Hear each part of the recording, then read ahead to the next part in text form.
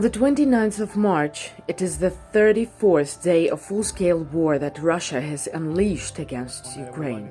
On the day of the start of the next round of negotiations between Ukraine and Russia, where Ukraine's primary demand is an immediate ceasefire by the aggressor country, in the morning the occupiers launched a missile attack in Mykolaiv. This time they hit the building of the regional state administration when there were many people in the building. Brazenly, waiting for people to go to work in the morning, the Russians got into the building of the regional council. The central section of the building was destroyed from the 1st to the 9th floor. У меня девочка погибла на моем этаже. Что я могу сказать? Вы что, шутите? Я ее обняла и прошла 2 минуты, разминулась. Most people survived, but an airstrike by a cruise missile killed at least 12 people and 34 were injured. Rescuers continued to clear the rubble during the night, while the invaders continued shelling Mykolaiv. The Russian military shelled the Rivne region again. Again it was a missile attack on the oil depot. During the whole day the rescuers were fighting the fire. There were no victims. Radiation and chemical conditions are in the normal limits. This is the second oil depot in the Rivne region destroyed in the last few days.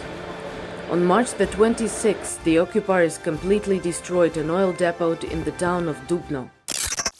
Russia also continues to destroy civilian infrastructure. As a result of a missile strike in Zhytomyr region, the building of a local company was completely burned down. Not far from Kyiv, a warehouse was destroyed. The fire covered an area of 20,000 square meters. And in Chernihiv, which defends Kyiv from the north, a shell landed directly on a children's playground. 40 ракет. Кожного дня саме стільки різних, але однаково смертоносних ракет російські війська застосовують проти нашої держави, проти України. Це середній рівень на добу – 40. Більше 1370 ракет застосовано вже за трохи більше ніж місяць повномасштабного вторгнення Росії на нашу землю. The occupiers are conducting raids in villages near temporarily occupied Kherson. Locals say that Russian soldiers are checking documents, inspecting buildings, and looking for hunters and weapons. In some yards, where there are no owners, the invaders break down the gates and take away cars.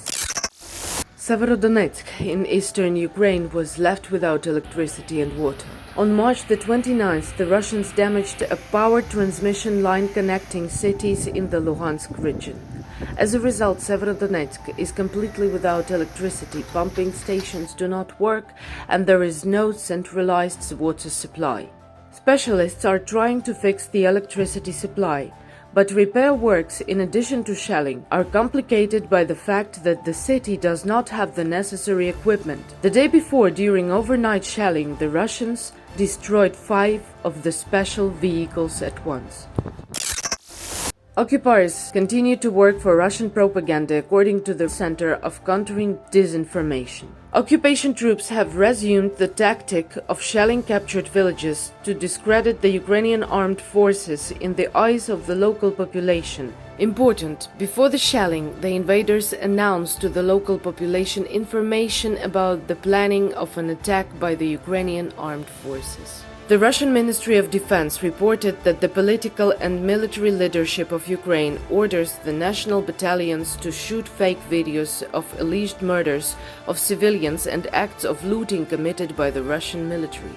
Also, the Russian military deliberately burned their APC to create a reason to destroy the Ukrainian checkpoint Rizhivka in the Sumy region, said Dmytro Zhivitsky, the head of the Sumy region.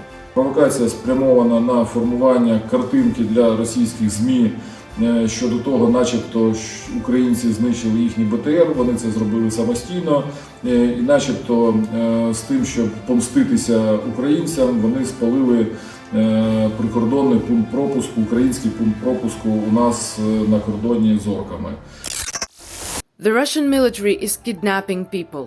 Mass cases of forced deportation of people to the territory of Russia are constantly recorded in the city of Mariupol, which Russia continues to destroy. In particular, the day before, 70 residents, patients and employees of maternity hospital number 2 were forcibly deported, according to the Mariupol mayor Vadim Boychenko. This is the maternity hospital that was bombed by the occupiers on March the 9th. What Russia is doing today violates every possible international human right. It can be compared to the actions of Nazi troops during World War II. But we will not leave a single Mariupol resident who was taken to Russia territory by force. The documents are confiscated from the Ukrainians and they are sent to the so-called filtration camps, and then to the furthest cities of Russia.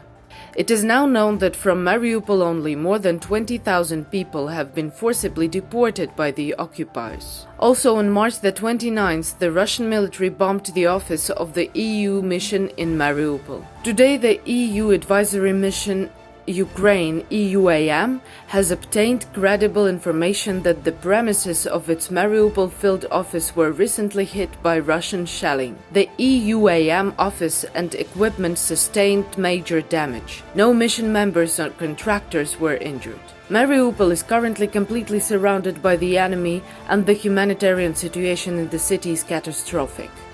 An agreement with an enemy to completely evacuate the city has not yet been reached.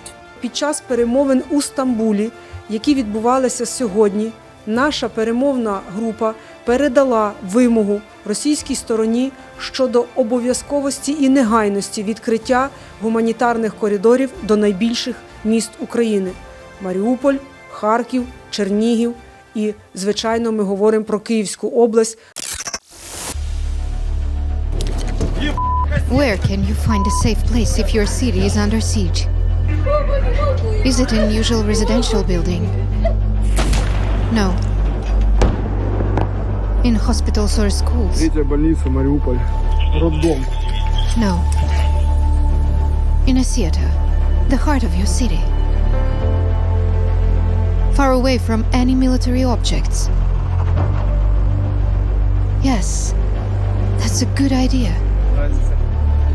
Is there any other way we could warn Russian pilots about kids hiding in the theater?